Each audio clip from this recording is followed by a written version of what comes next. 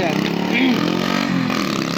Tamang waiting ako dito sa highway, kung saan madalas ako dito talaga naghihintay kahit umaabot ng 1 oras. Isa't kalahati. Malayo kasi guys, papunta sa center namin. Dapat ang sakay ko dun sa kabila, pero dito ako sa kabila kasi dun pa lang sa malayo tinitignan ko kung may bus na naparating, dahil mainit dun sa kabila guys. Ayun mainit. So dito ako sa malilim, pero doon yung manggagaling sasakyan natin. So yan, ang hirap. Siyempre tiyagaan lang talaga. Kung hindi ka talaga sasadya sa dialysis mo, ay malamang may mangyayari talaga.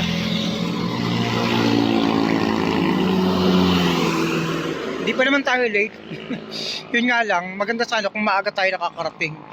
Yun lang yung problema. Pag nasa probinsya ka tapos nasa syudad yung center mo, asahan mo bago makarating sa'yo yung bus, puno na.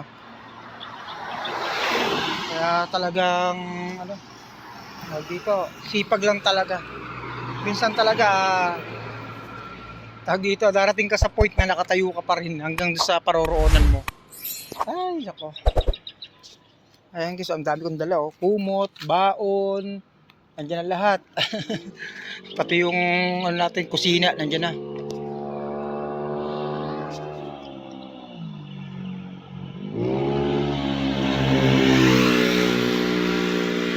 So ayan, sabi ko nga yung paghihintay ng bus dito, umaabot ng 1 oras, 1 kalahating oras. Dahil sabi ko nga, mahigit 2 hours din yung biyahihin ko papunta dun sa dialysis center. Anong oras na? So sabi ko, ang hirap talaga, pero wala tayong pagpipilian. Wala tayong pagpipilian guys, kundi maghintay.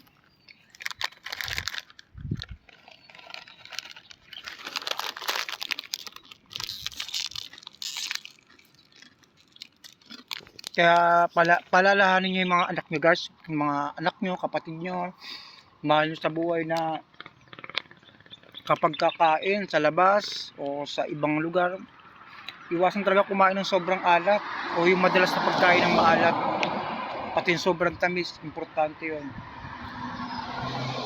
Iwasan din yung pag-inom ng soft drinks, lalo na pag wala naman yung tiyan.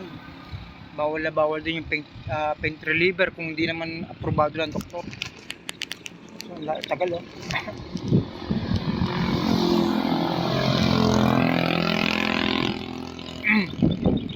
Ayun guys, may parating na yata. Tara. So may parating na. Nakikita ko na sa malayo. So ayan, tatawid ako dito sa kabila kahit mainit. Ayan, tawid tayo. So dito na tayo guys. Ayun yun sa malayo. Meron din. Sana parahan tayo, kasi iba hindi tayo pinaparahan dahil puno. Ayan.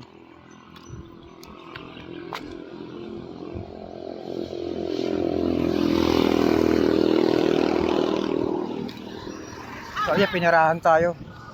Dito na tayo guys.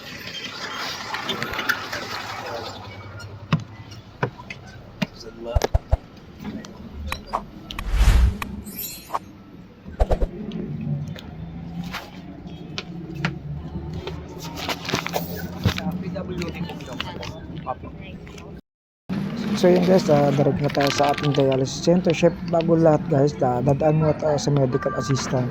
So ganito nga lagi yung dinadanas kong biyahe kapag papunta ako sa dialysis. Yun. At malayo-layo kasi talaga sa amin guys. So dahil yung lugar namin, probinsya. So ito nga, nakaiglip na ako. So pagising ko, nasa biyahe pa rin ako. Kaya ayun, laban lang talaga tayo kahit malayo. So yan, iglip muna tayo guys kahit konti. Dahil nandito pa nga lang ako, meron pang 1 oras na biyahe ito guys. Ang layo, diba? Ayun hagod na ako. Hagod na, wala pa tayo sa dialysis. Kaya ayun. So ayun guys, bali po bilang nga pala ako muna dito bago dumiretso sa dialysis center. Ayan, dahil may libreng paggamot dito at libreng mga gamutan. So ayan, pila muna tayo dito guys. Ilang oras lang naman ang pila dito. So meron pa tayo 2 hours bago makarating sa dialysis center. So tiyaga lang talaga pagpila dito guys, kasi napakalaking tulong ito guys para sa atin na hindi naman gagaling sa bulsa natin yung ibibili natin gamot. Kaya guys, ang dami nakapila dito guys. Karamihan dyan dialysis.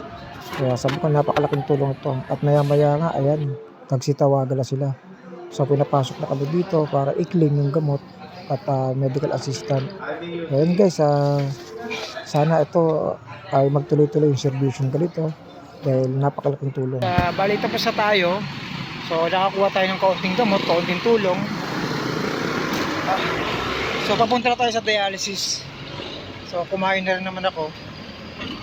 Sapat lang din yung kinain ko kasi mahirap ang bumigat. Balik tayo. So ganun lang yung ganun yung pinaka-routine natin araw-araw, syempre. So, bibili na lang tayo ng tinapay. So, tinapay, yun lang yung bibili natin. Huwag na tayo magbako ng sobra. Para kahit pa paano, hindi tayo bibigat. Mayroon pa sa bumigat eh. Walang basihan yung nurse kung ano yung bumigat sa'yo, kung fluid o yung solid food, di ba? So, ayan, tara, let's go na tayo guys. Proceed na tayo sa ating dialysis. So ayan guys, hanggang dito na lang yung ating content. At syempre, kaya maraming salamat sa walang sawang pag-subscribe. At pagdating kasi sa dialysis guys, privacy na yun. Bawal na yung mag video ganyan. Baka may makuha ng muka, may makuha ng pasyente. So bawal din kasi privacy nila yun. Ang dami na guys. Maraming mga binibenta dito na second hand.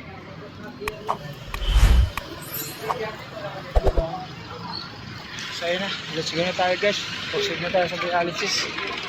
So hindi naman tayo late, sakto lang din yung dating. Ayan, God bless po sa lahat.